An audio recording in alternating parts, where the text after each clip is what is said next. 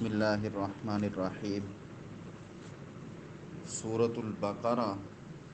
آیت نمبر 282، سبق نمبر 3۔ یہ قرضے کے بارے میں ہے اور کچھ لمبی خاصی ہے۔ ایک ہی آیت میں سارے اس کے مسائل بیان کیے جا رہے ہیں۔ تو جہاں اللہ تبارک و تعالیٰ احکامات کو بیان کرتے ہیں، وہاں پر اللہ تبارک و تعالیٰ کی ذات کبھی کبھی ایسے واقعات بھی سامنے لاتے ہیں کہ انسانوں کو ان کے فوائد اور اللہ کی قدرت پر یقین ہونا چاہیے، کیونکہ جب ہم اللہ کی ذات کو پہچانیں گے تو پھر اللہ کے حکموں کو ماننا ہمارے لیے آسان بھی ہوگا اور ہم اس کو ذمہ داری بھی سمجھیں گے۔ جب ہمارے ذہن سے اللہ کی پاور، اللہ کی طاقت، اللہ کی کبریائی، اللہ کی شان، اللہ کی ذات نکل جاتی ہے، پھر ہم اپنی مسائل میں الجھ پڑتے ہیں۔ جب اللہ حاضر ہوتا ہے تو پھر اس قسم کے واقعات نہیں ہوتے۔ تو انہی قرضوں کے بارے میں یہ آیت ہے، تو اس پر ایک حدیث ہے جو پیارے پیغمبر صلی اللہ علیہ وسلم نے بیان فرمائی ہے۔ پچھلی قوم کا، پچھلی امت کا ایک عجیب و غریب واقعہ ہے۔ وہ یہ ہے کہ ایک شخص نے دوسرے آدمی سے ایک وقت مقرر تک جو ہے 1000 دینار قرضہ لیا۔ جو قرضہ لینے والا تھا اس نے کہا کوئی گواہ لاؤ،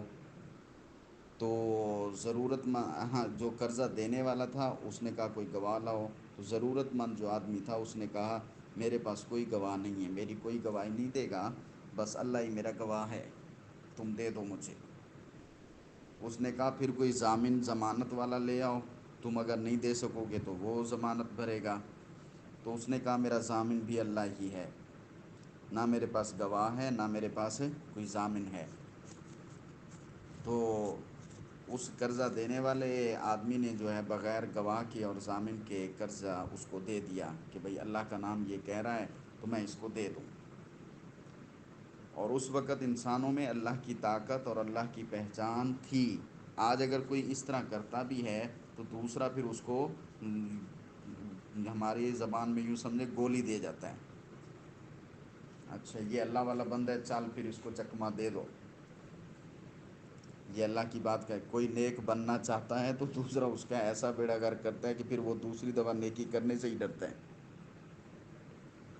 تو اللہ تعالیٰ ہدایت دے۔ تو بہرحال اس نے قرضہ دے دیا، وہ آدمی جو ہے قرضہ لے کر چلا گیا۔ اب اتفاق ایسا ہوا کہ جب قرضے کی ادائیگی کا وقت آیا تو وہ جو قرضہ لے چکا تھا وہ دریا کے دوسری طرف تھا۔ اس وقت یہ جہازوں والا سسٹم نہیں تھا، کشتیوں والا تھا، کیونکہ یہ پہلی امت کا واقعہ ہے۔ تو اس وقت یہ مشینری، سائنس، یہ ٹیکنالوجی نہیں تھی، تو کشتیوں پر دریاؤں کو کراس کیا جاتا تھا، کشتیاں بھی ڈھونڈنا پڑتی تھی، بہت وقت لگتا تھا۔ تو قرضے والا جس نے قرضہ دینا تھا وہ دریا کے دوسری طرف گیا ہوا تھا۔ اب قرضے کی ادائیگی کا وقت آ گیا تو اب وہ پریشان ہوا اور اس کو اپنی ذمہ داری کا احساس بھی ہوا، میں نے اللہ کو گواہ بنایا، اللہ کو ضامن بنایا تھا، اب میں اس تک تو پہنچ نہیں سکتا، کنارے پر کوئی کشتی بھی نظر نہیں آ رہی۔ تو وہ سخت پریشان ہوا کہ وہ کیا سمجھے گا، جو اللہ کا نام بول گیا وہی مجھے جو ہے پریشان کر گیا۔ تو اس پریشانی کے عالم میں اس نے اللہ سے تبارک و تعالیٰ سے دعا کی اور کہا کہ اے اللہ، میں فلاں شخص سے وعدہ کر چکا ہوں، اس کی رقم فلاں تاریخ کو دے دوں گا، رقم تو میرے پاس ہے لیکن میں دریا کے اس طرف ہوں، سواری میرے پاس نہیں ہے، میں وقت تک نہیں پہنچ سکتا۔ جب وقت تک نہیں پہنچ سکتا تو وعدہ خلافی ہوگی، اے اللہ اب تو ہی اس کا انتظام فرما۔ تو اس کے دل میں اللہ نے خیال ڈال دیا، تو اس نے جو ہے نا ایک لکڑی کھوکھلی سی لی، اس کو درمیان میں سے کھوکھلا کیا، درمیان میں سے یعنی اس کو کوئی ایسا سوراخ کیا جس میں 1000 دینار بھی رکھ دیے اور اس میں قرض خواہ کا نام اور ایک رکا بھی رکھ دیا۔ پھر اس کو اچھی طرح بند کر دیا کہ اس میں پانی نہ پہنچے، تو اس کو دریا میں ڈال دیا اور خود ادھر ادھر کشتی تلاش کرنے لگا۔ اور جس نے قرضہ لینا تھا اس کو خیال آیا کہ وہ جس نے قرضہ دینا تھا وہ تو باہر ملک گیا ہوا ہے، باہر شہر ہے، وہ دریا کے پار گیا ہوا ہے، تو یہ اس طرف ہی آئے گا۔ تو وہ اسی خیال میں بھئی میں نے اپنے 1000 دینار لینے ہیں، تو وہ ادھر سے دریا پر ہی آئے گا، تو وہیں جاتا ہوں پتہ کرتا ہوں آیا کہ نہیں۔ تو وہ دریا کے کنارے پہنچا،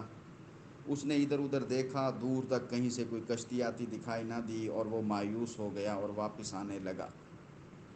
جب واپس آنے لگا تو اسے اسی دریا میں ایک بہتی ہوئی جو ہے لکڑی نظر آئی، تو تیر رہی تھی۔ اس نے قریب ہو کر نا اس لکڑی کو پکڑ لیا کہ اس کو گھر میں لے جاؤں گا، یہ جلانے کے کام آ جائے گی، کیونکہ پہلے جو ہے لوگوں کو فکر، آج کل تو گیس سلنڈر کی ہوتی ہے نا، اس وقت لکڑیوں کی ہوتی تھی۔ تو کوئی لکڑی اچھی نظر آئی تو اس کو پکڑ لیا، بھئی گھر میں ایندھن وغیرہ کے یا چارپائیے وغیرہ کے کام آ جائے گی کسی نہ کسی، تو یہ لکڑی جو ہے نا بڑی اچھی لگ رہی ہے۔ تو اس نے اس لکڑی کو پکڑا اور وہ جا کر گھر چلا گیا۔ اب اس کو پتہ نہیں ہے، تو وہ جو ہے جلانے کے لیے جب اس کو لے گیا، گھر پہنچا تو اس کو توڑا تو اس میں 1000 دینار بھی تھے، اور وہ مقروض کا رکا بھی لکھا ہوا تھا۔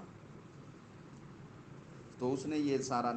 دیکھ کر نظارہ جو ہے نا شکر ادا کیا اور مطمئن ہو گیا۔ وہ اب سمندر کے دریا کے دوسری طرف ہے جس نے بھیجا۔ کئی دنوں کے بعد اس کو کوئی کشتی مل گئی جس پر جو ہے وہ سوار ہو کر اس طرف پہنچ آیا۔ جب واپس آیا تو اس نے آ کے 1000، اب اس کے ذہن میں یہ تھا وہ پتہ نہیں کس نے پکڑ لی ہوگی، کیا گئی کہاں گئی، میں نے تو بہرحال ادا کر دیے تھے وعدے کے مطابق، لیکن اس تک مالک تک تو نہیں پہنچے، اس کے ذہن میں یہ تھا۔ تو اب وہ جب واپس پہنچا تو اس نے آ کے 1000 دینار بھی دیے اور سوری شوری معذرت وغیرہ بھی کی، بھئی میں ٹائم پہ رقم نہیں دے سکا، میں معافی چاہتا ہوں، میں شرمندہ ہوں۔ تو اس نے بہت ترلے بھی کیے۔ وہ جو اچھا اب ہمارے دور کے لوگ ہوں تو وہ کہیں اچھا وہ 1000 بھی آ گیا تھا، یہ بھی مل ہے، چل موجاں لگ گئیں۔ تو اس آدمی نے جو وہ تھا وہ بھی پھر اللہ والوں کے سامنے بھی اللہ والے ہوتے ہیں، اللہ تعالیٰ سب کو ہدایت دے، دونوں طرف ہو۔ ایک طرف ہو نا تو پھر اس کا مسئلہ وہی ہوتا ہے، اگر ایک طرف والا رعایت کرے تو دوسری طرف والا پھر اس کو ایسے دن کے تارے دکھا دیتا ہے، اگلی دفعہ پھر وہ بھی سوچتا ہے کہ میں اس سے بچوں۔ تو اب اس نے جو ہے نا وہ رقم دی اور معذرت وغیرہ کی۔ جب یہ رقم دے کر معذرت کر رہا تھا تو اس نے رقم لینے سے انکار کر دیا، اسے کہا مجھے میری رقم مل گئی ہے، لیکن اس کے ذہن میں تھا وہ لکڑی اس کے پاس کہاں پہنچ سکتی ہے، وہ تو بس ویسے میں نے موقع کے مطابق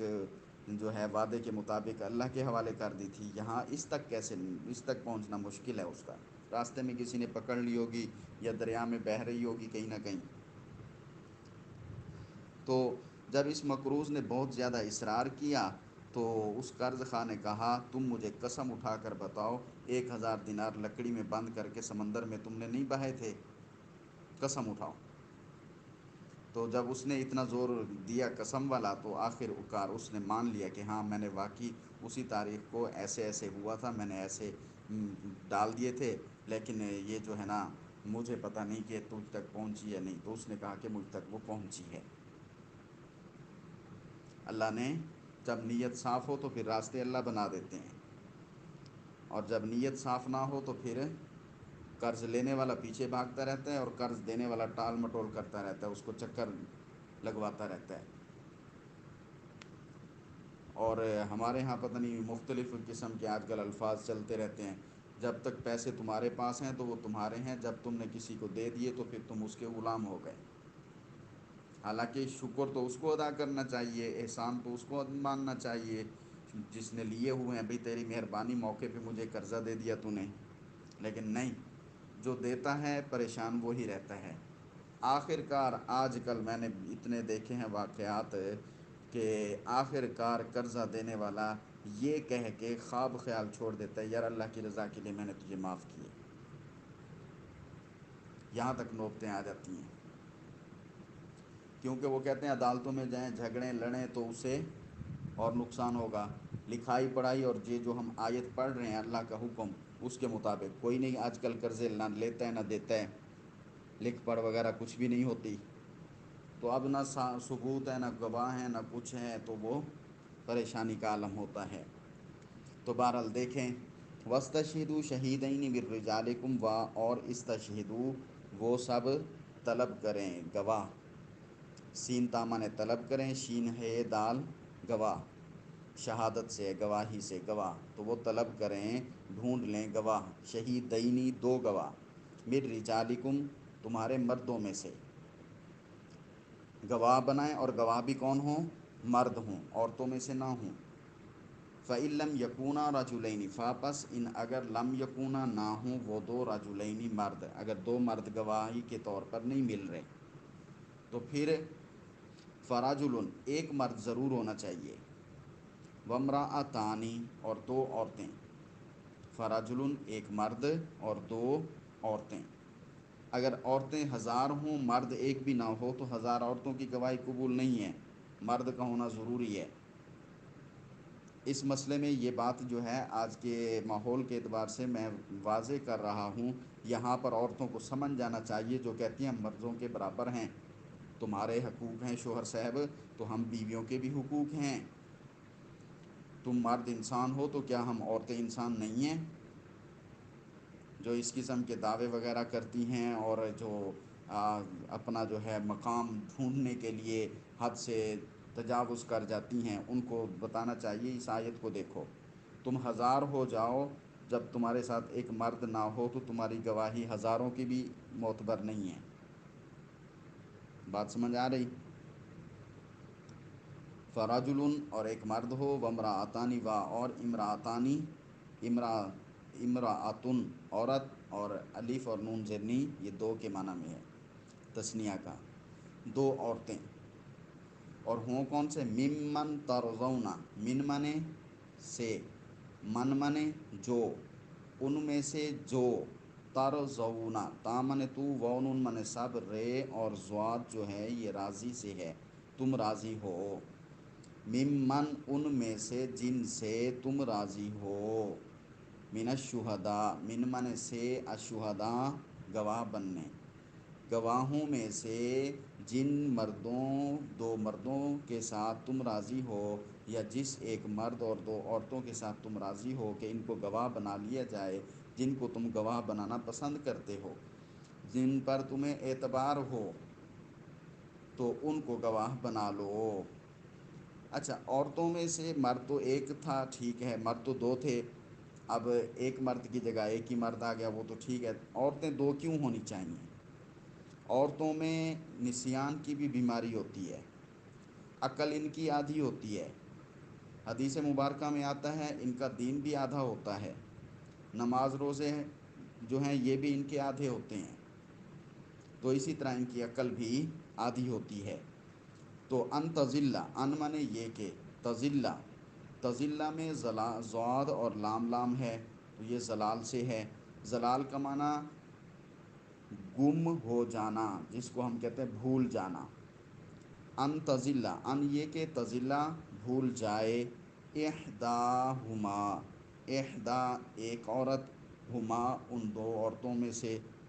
ایک عورت اگر واقعے کو بھول جائے گواہی دینے کے وقت کا، مجھے شک پڑتا ہے کہ اس طرح تھا، صحیح اس کو یاد نہ ہو،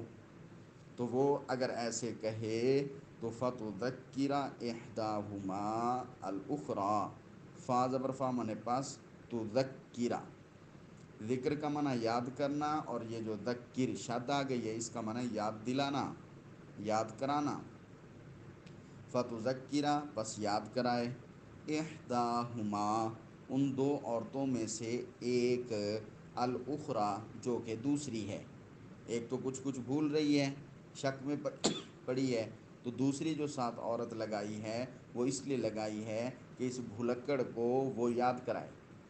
یہ واقعہ اس طرح تھا، اس طرح ہمیں گواہ بنایا تھا، اور اس ترتیب سے تھا، اور ایسے تھا، وہ اس کو سمجھائے، پھر وہ کہا ہاں مجھے اب یاد آ گیا، تو پھر وہ دونوں مل کے گواہی دیں گی، تو دو عورتوں کی گواہی ایک مرد کے برابر جا بنے گی۔ بات سمجھ آ گئی؟